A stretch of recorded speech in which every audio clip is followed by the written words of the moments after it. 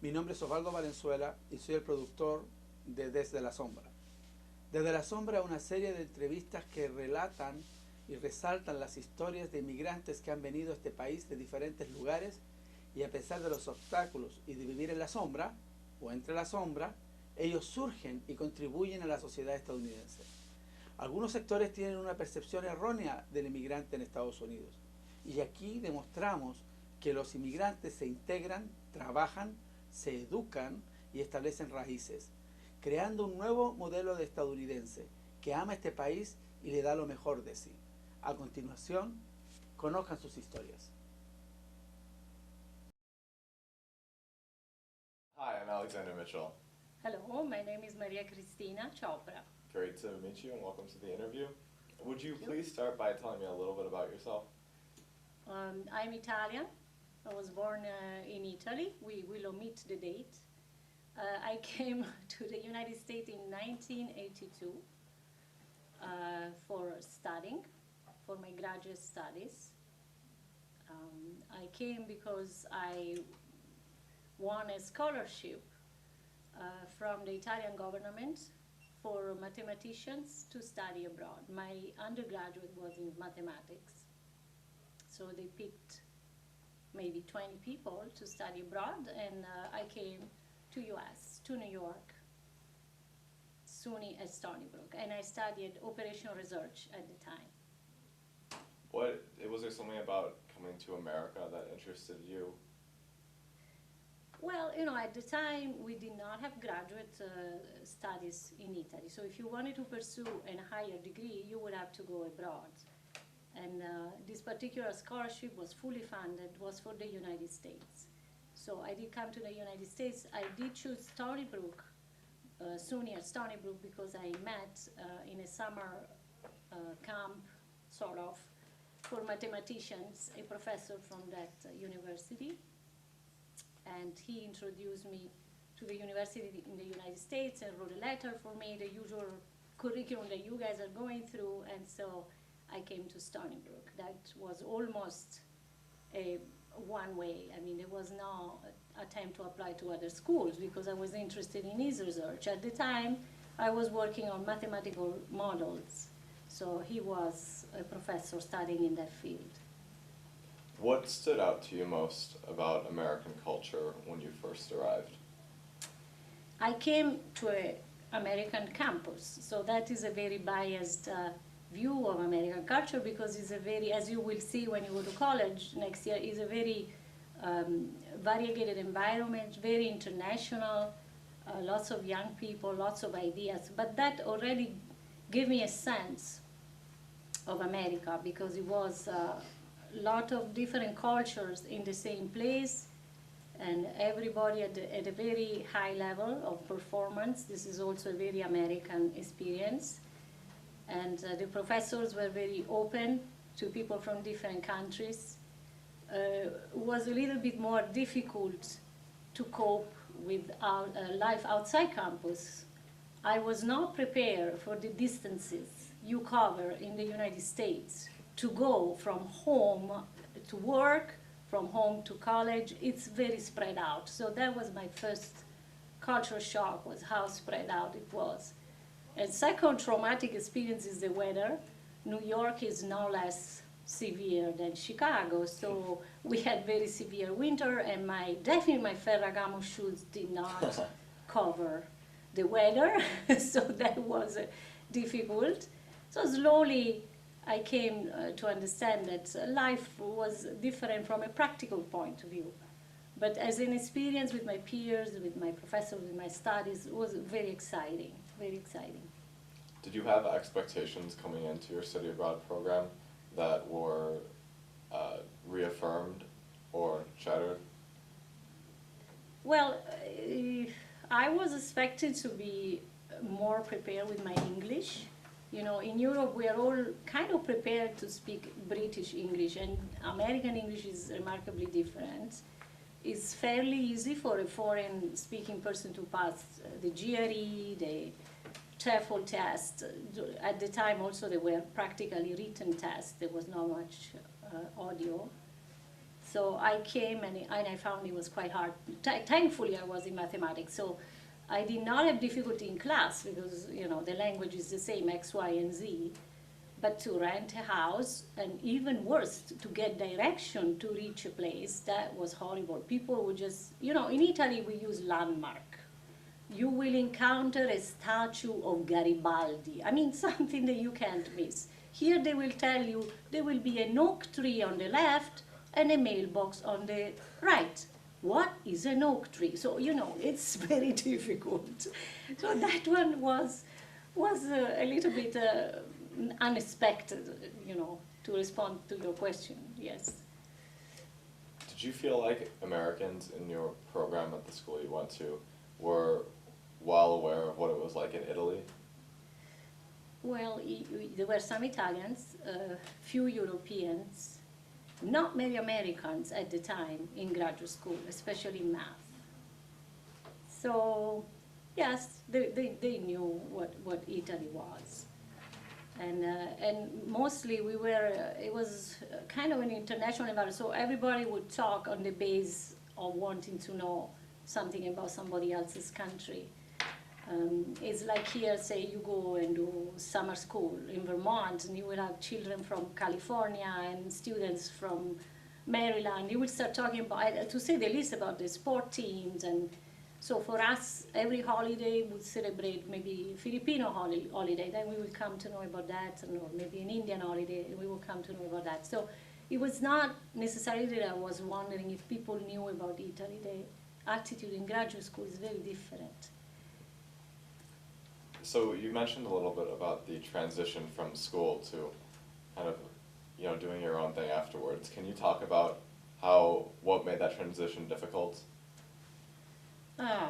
Okay, so I had several transitions. So after finishing the studies, just to go broadly, quickly, I earned another degree, another master in computer science, but this was in NYU, so New York University. And at that time, I worked for IBM Research, so I entered corporate America. I had also met my husband as SUNY at Stony Brook, so we were in the process of getting settled in the US. Lots of things were happening, like for anybody in their 20s, between 20 and 30, many things happened. The twist for us that is my husband was from India, he is from India, so we had a third culture in the equation. We had Italy, we had India, and we were going to live in the United States. He was pursuing and finishing his PhD. I was working, and we were trying to get settled. So the major difficulties, of course, you have to understand the system, but in the back of our mind, the major difficulty was when and how we will become green card holder. Any foreign person you will talk to, that is a very delicate time, because you have to basically start your life and you do not have the status. Obviously, you're a legal H1 at the time, J1, some kind of a visa, but it's not a permanent visa. It's a working visa or it's a student visa. So that moment was very kind of delicate. I, as a foreign researcher or sort that came to the United States with the scholarship paid by the Italian government, I was subject to a 2-year requirement. This is like a horror thing for any foreign person. Basically, you are supposed to go back to your country and serve for 2 years if you are funded by your government. So I was supposed to finish my degrees to go back. And of course, we were about to get married, so that was another element of complication. But there are very good lawyers in New York. So they kind of found a way to get me out of that. So many practical problems, just to answer your question. And we were able to solve all of them because we are in America. It was quick, it was procedural. If you understand the system, there is no big enemy, you can do it. And that was the very good lesson to learn about America. How fantastic. If I was in Italy, I'm sorry, I'm in camera, I shouldn't say that, but it would have been much longer and confusing. And so we got married and so on and so on. And we moved then from there later on and came to Chicago. My husband became a faculty at Kellogg, which is a business school at Northwestern University, so we moved to Chicago. That's years later, in 1989.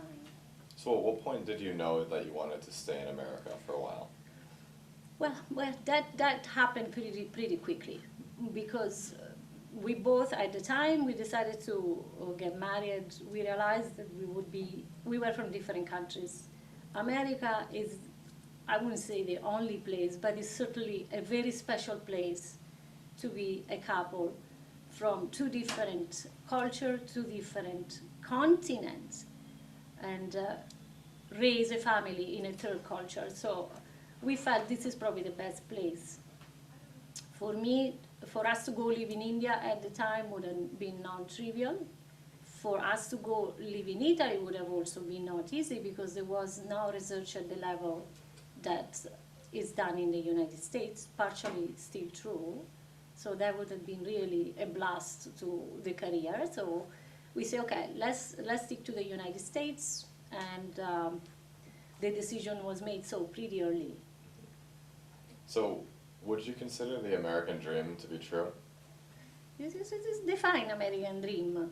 Well, it's your opportunity to define it. I mean, whatever you think about that. Yes, I think I would say there is dreams. So if you're in America, there are American dreams. If you're in Italy, there are Italian dreams. Whoever visited there knows what I mean. So I have lots of friends that go there and dream to live there. So yes, the American dream for us was to work, to have a family, to be happy in a place. But is this an American dream, I ask you? I mean, it's just... I think it is up to anyone's interpretation. Yes. I found it interesting you said there's American dreams, there's Italian dreams. What do you think the Italian dream is in contrast? Oh my God. I don't know what it is about Italy. Every time you tell somebody, I'm Italian, you get a smile. This is a great feeling. You know, it's true, Italy is beautiful, people like it, I think, because prosemically is just so glorious. There is too much art around. Food is wonderful. People are nice. So I think the American dream the Italian dream for a non-Italian is to live there and enjoy those things. Enjoy the art, enjoy the food, enjoy the people. That, I would say, is the Italian dream. The Italian dream for the Italians is to come to America at this point. So it's different. Do you feel like you left anything behind having moved to America? Yes, of course. I mean, you leave your soul, you leave half yourself, you leave your memory, and I think most importantly, you leave your collective memory. We live in a society, so you have a whole set of experiences, of books, shows that you leave behind. And you come to another country and you lose that collective memory, and you do not have the collective memory of the new place. So you are a little bit out at all times. You feel an immigrant at all times. And this is not only at the beginning, as everybody thinks. It's throughout your life in a foreign country. It will keep popping up. All of a sudden, I will give you just a story. It's kind of funny, and you guys will laugh because you will feel very, very involved in this story. I have two boys, two children now. They are very grown up, but when they were in high school, my older son comes to me and tells me, "Mom, I have to go to the prom." I have never heard this word, prom. I have no idea what it was. And so I'm out completely of that conversation. At that point, in spite of all my degrees, between me and my husband, we had no idea what a prom is. So we had to humbly ask outside, "Child, what is a prom?" And so he explained to us that that doesn't really tell you what a prom is. So you are out of that big piece of information, and the communication with your own children is very different. They know exactly what it is. They grew up in this culture. They have expectation for it. For me, is a word I don't know. So he explains, but you don't get it really. So now my son is getting married, so again, this comes up because there is a whole set, is marrying a beautiful American girl, and all the set of experiences around a wedding come up. Now, here I have my idea of the Italian wedding, my husband and his idea of the Indian wedding, and my wonderful daughter-in-law and her idea of the American wedding. And again, lost in translation and collective memory, Alzheimer, or whatever you want to call it.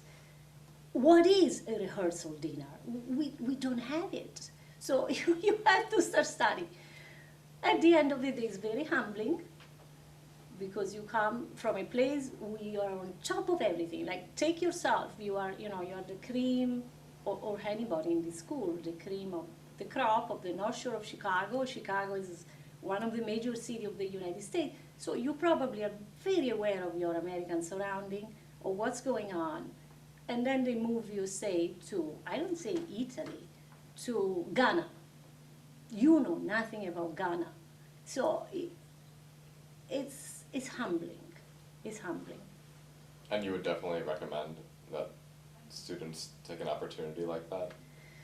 I would say as an opportunity, it's a must. If, this particular group in the school, you guys are extremely well traveled. But, I'm thinking of maybe a child that come from parts of the United States which are less prone to travel, or maybe a child that comes from a less wealthy environment. Perhaps for them it will be eye-opening. But that way, this is another important thing about America. I think America is working on that. Anybody that goes to college, either with a scholarship or funded by their own parents, they get plenty of opportunity to study abroad, at least a semester. And this was not so maybe 20 years ago. It was not, at an undergraduate level, they wouldn't push for you to go abroad. Now it's important. It's considered part of your education. So again, we have to learn this from America. It grows fast, it evolves, and I would recommend an experience abroad, yes. I like that you shared the story about your prom. Yeah, my prom story, yes. What was it like raising children to be American? Yeah, of course you are in America, so you want them to be American. So as immigrants, we typically face this decision when the children are very little, how much of our culture to bring at home. It's very easy when they're little, but then later on, you have to be careful. There are communities that preserve their culture intact, and they preserve the language intact, which is beautiful, all their tradition. But that can work against you, not always, but sometimes around your age, at teenage years, your children will revolt against that culture. So it's really a fine balance as a parent. You have to decide how much of that culture to give and how much of the American culture to live through together and bring it to your home. In our case, we had 3 cultures, because both me and my husband come from very strong cultures, Italian and Indian, food-wise, holiday-wise, clothing-wise, family relation-wise. Any wise you want, it's very strong. And then US. I think the way we approached it is exactly like in the prom example I gave you. We didn't know much about United States, neither of us did, because we came for graduate school, not even undergraduate, and we wanted to learn about it. So we would ask our kids, we would have this briefing, and we would say, okay, this letter came from your high school. What is this? They're talking about alcohol, they're talking about this, and that. Can you explain, elaborate?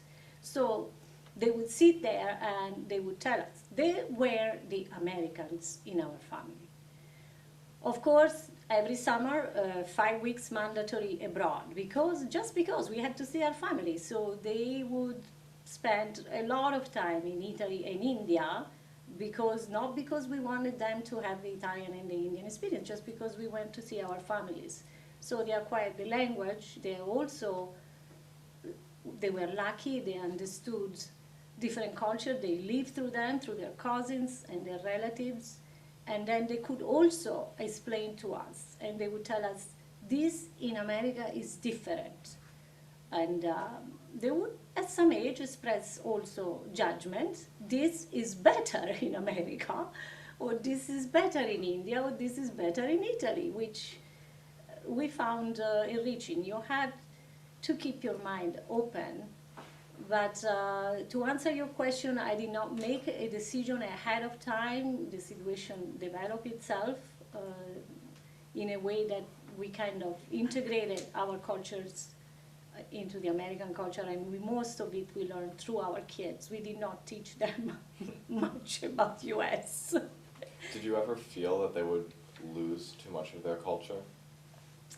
Pardon me, their culture as in the Italian heritage and Indian heritage? This is an everlasting question, yes, but I think overall we compromised that integrity of their original heritage to the fact that they will be children of the future.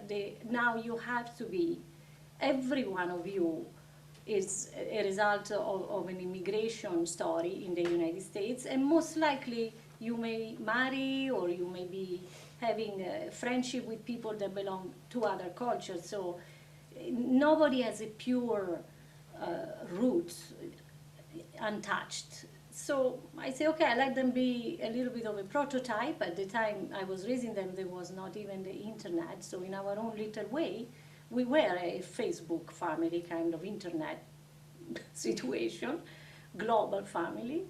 And they lost their culture. But as an immigrant, I can tell you, as I meet my dear Italo-American friends, are they purely Italian? You see, they came maybe, I don't know, 100 years ago, their families. So the culture of Italy that they respect and follow and they believe in doesn't exist anymore. So it's also wrong to just stop in time and keep teaching your children what you remember, because I go back to Italy every 3-4 months and it's already different from the last time I went. And there's no way I can catch up, even if I go very often. I don't live there. Let's go back to the collective knowledge, the collective culture. I don't live there, I'm losing it. And therefore, I believe it's not quite correct or even possible to keep a complete integrity in your heritage after some time. So what advice would you have for people interested in coming to the United States? From Italy or in general? From Italy?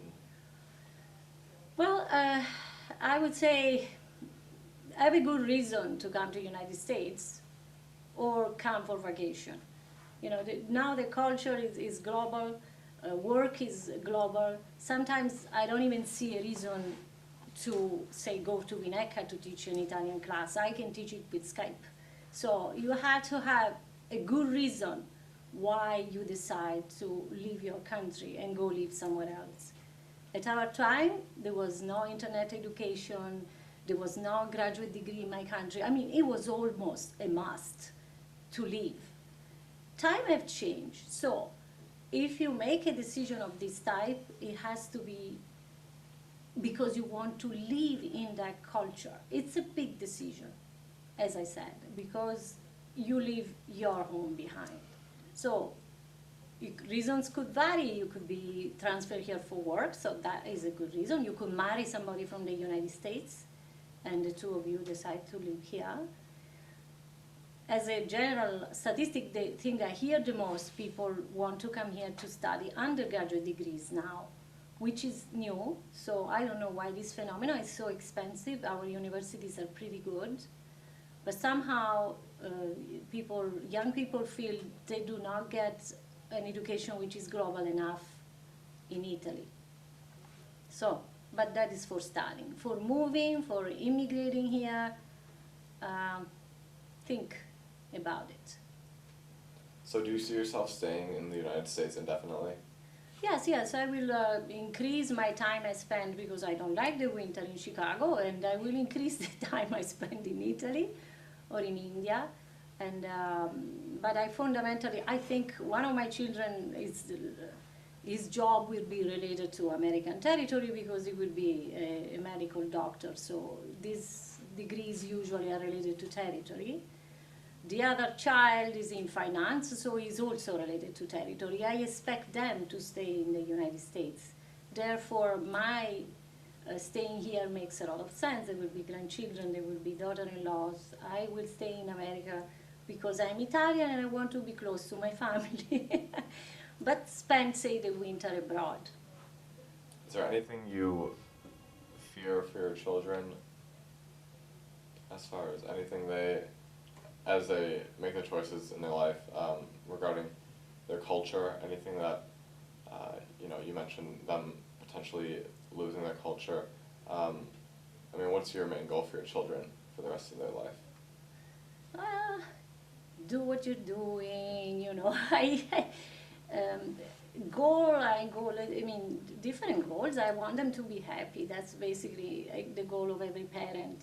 So I don't have specific goals that I can verbalize. I want their happiness, and I think this country is a paradise. If you live here, it's wonderful because it's very easy to live across different cultures. So I hope they maintain their visit to their country of origin, if just for vacation. So I wish for them to be global citizens and be happy ones. And one more thing about your perspective as working in the corporate world in America, what advice would you have to people who are interested in coming to America, who are interested in following that path? Well, first of all, depends on what particular field. But I would say just, you have to know the business globally if you want to work in America. This is the usual spiel, and you have to be at the top of your game because you will come here, your peer will be at the top of the game, and you have to become familiar with America and Asia if you're in corporate world because that is an emerging power. Definitely Latin America too. So you have to be globally informed if you want to work in the corporate world in America. Not true for Italy, for example, which is still very provincial, small businessy, family owned, which is also beautiful, but different. So I would say get yourself on top of the game and be global, think global. And finally I'll ask, because you assumed the role of Italian teacher here as well, Yes. What inspired you to do that? Oh, well, this is a little bit of history. I at some point when our first child was born, long time ago, we realized that two people in research was really a lot of pressure, and I was in corporate research, my husband was in academic research, and so we say, okay, I thought to go part-time, but that also we did not have absolutely any family at the time here. So the cost of having a full-time help would have been practically the cost of my earnings, and I would have lost a chance to know my children. So I left altogether my job for about 10 years, and I had my two children, brought them to an age in which they were fairly independent and happy kids. And then with a good friend, I opened a school of Italian language here in the North Shore. She's also a linguist, so she said, let's do it together. I had more knowledge of computer science and corporate world. I was more on the business side of it, and I enjoy teaching. Languages are not that different from math, so I learned pretty fast to put up a curriculum and teach it, and this was 15 years ago. And so the School of Italian was born, and then we started very, very part-time. She was about in my situation, and then it kind of took over, and it kept changing. Yes, but that's what brought me to Italian. What about teaching specifically is rewarding to you? Oh, it's wonderful. It's wonderful. Every time is different when you teach the same thing. Many jobs are repetitive. Teaching is never repetitive. I cannot believe how different the imperfect tense can be with different students. And I think, like any language teacher, there is something very special about communication, and that's what goes into teaching a language. People want to talk to you, and if you do it skillfully, you do not allow them to communicate to you unless they do it in the new language. That this bond is formed, and for 2 years you can only talk about what happened today because they don't know how to speak in the past. But you know this person very well, and all of a sudden, after 2 years, they learn the past tense, and it's like this pour out of things. I wanted to tell you always that this happened to me. Oh, so, you know, it's beautiful how the language evolves with the relationship you have with your students. As they learn the subjunctive, so many ideas come up and opinions. So teaching a language is like friendship. Well, thank you very much. Thank you, Alexandra. It's a fantastic interview. I had a lot of fun, so I appreciate you being here. Thank you.